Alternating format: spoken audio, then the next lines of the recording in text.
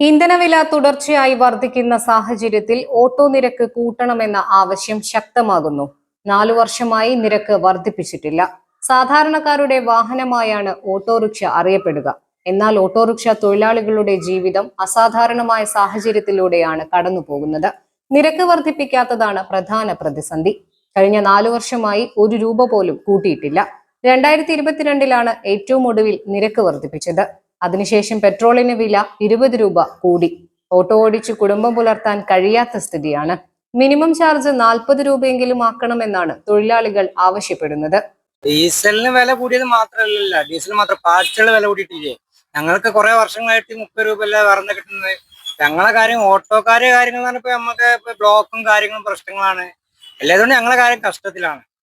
പിന്നീടുള്ളത് വേറെ പുറത്തുനിന്ന് വന്ന ഓടുന്ന വണ്ടികളുടെ പ്രശ്നങ്ങൾ, ഒരുപാട് പ്രശ്നങ്ങൾ പറയുകയാണെങ്കിൽ ഞങ്ങൾക്ക് ഒരുപാട് കാര്യങ്ങൾ പറയാനുണ്ട്, അവതരിപ്പിക്കാനുണ്ട് പേരോട്, ഡിപ്പാർട്ട്മെന്റിനോട്. പക്ഷെ ഇപ്പൊ ഡീസലിന് വില കൂടിയപ്പോ ഒന്നും കൂടി എന്താ വെച്ചാൽ അത് ഒന്നും കൂടി ഇതായി മാറിയെന്ന് മാത്രമേ ഉള്ളൂ. ഹോട്ടല് ഗ്യാസിന് വില കൂടി എന്ന് പറഞ്ഞ് ചായക്ക് വില കൂട്ടി, അവര് ഭക്ഷണത്തിനൊക്കെ വില കൂട്ടി. അതിന് ആ യൂണിയൻ അവരെന്ത് ചെയ്ത് സപ്പോർട്ട് ചെയ്ത്. ഞങ്ങളൊക്കെ പുറത്തിരിക്കും, ഞങ്ങൾക്കൊരു യൂണിയൻ ഇല്ല, സപ്പോർട്ട് ചെയ്യാൻ ഒരാളും ഇല്ല.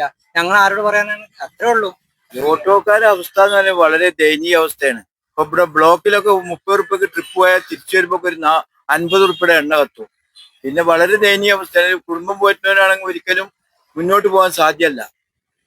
ഇതൊക്കെ തന്നെ പറയാനുള്ളത്.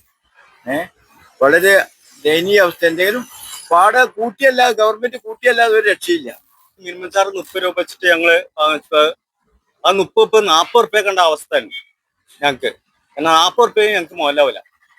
അങ്ങനത്തെ കാരണം ഇവരിങ്ങനെ ഡീസൽ പെട്രോളിന് വില കൂടുക, റിട്ട് വരുമ്പോ ബസ്സുകാർ വരുമ്പോഴേക്ക് ആളെ കയറ്റാൻ പറ്റില്ല. ബസ്സുകാരോട് തല്ലുകൂടാൻ ഞങ്ങൾക്ക്.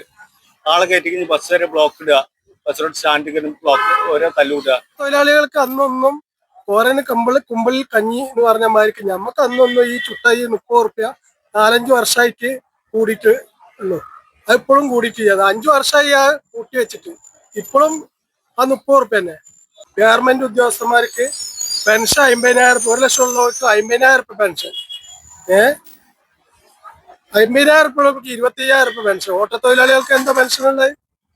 ആകെ 2,000 റുപ്യ 1,000 റുപ്യ കിട്ടും. ഒരു 60 വയസ്സ് കഴിഞ്ഞാലേ കിട്ടുള്ളൂ. അപ്പൊ നമ്മളെ ജീവിതം കട്ടപ്പോകയിലാണ്.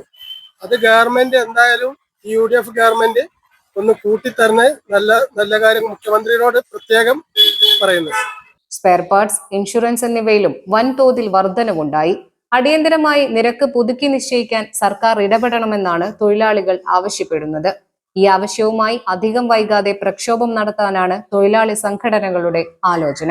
അന്വേഷണ കമ്മീഷനെ വെച്ച് 2-3 കൊല്ലം നീണ്ടു നിൽക്കുന്ന പഠനം നടത്തുന്ന രീതി ഒഴിവാക്കണം.